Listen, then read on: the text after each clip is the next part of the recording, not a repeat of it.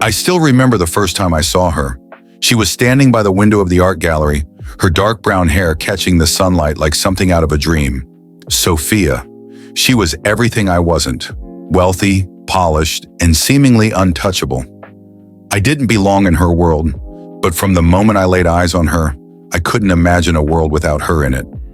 My name's Ethan, and I've spent most of my life scraping by. My mom works double shifts at a diner, and I've been taking odd jobs since I was old enough to carry a toolbox. That day at the gallery, I wasn't there to admire the art. I was there to fix a busted pipe in the restroom. But fate has a funny way of working.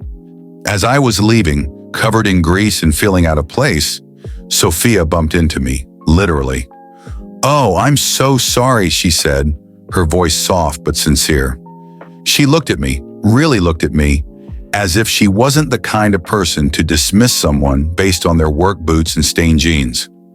"No harm done," I managed to say, though my heart was pounding in my chest. From that moment on, our paths kept crossing. I'd see her walking her dog in the park, and she'd always stop to chat.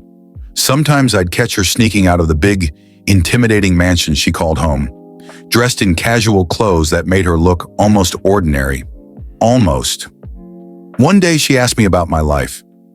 "It's nothing special," I said, shrugging. "Just trying to get by, you know? Fixing things, helping my mom out. What about you?" She sighed, her hazel eyes clouding over. "Everyone thinks having money makes life perfect, but sometimes it just feels like a golden cage. My parents expect me to be someone I'm not." That was the day I realized that beneath the designer clothes and polished smile, Sophia was as human as the rest of us. The more we talked, the closer we became.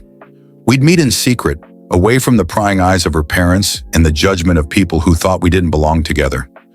I'd tell her about my dreams of starting my own repair business, and she'd share her love for painting, something her parents thought was a waste of time. But secrets don't stay hidden forever.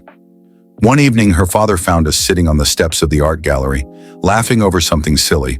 His face turned red with anger as he pulled Sophia away, shouting something about how I wasn't good enough for her.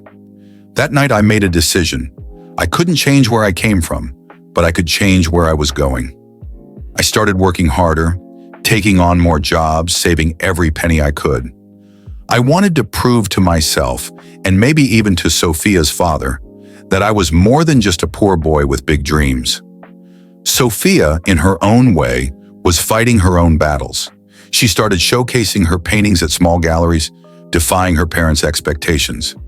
She told me she wasn't going to let anyone dictate her life, not even them. Years passed and things started to change. My little repair business turned into something bigger, and Sophia's art began to attract attention from all over the city. Despite the odds, we kept fighting for each other, building a life that wasn't defined by wealth or status, but by love and determination. The day I proposed to her, standing in that same park where we'd first talked, she said yes without hesitation. Her parents eventually came around, maybe because they saw how happy we made each other, or maybe because they realized love doesn't care about bank accounts. Now, as I look at Sophia painting in the sunlight of our modest but cozy home, I know one thing for sure. I may have started with nothing, but with her by my side, I have everything.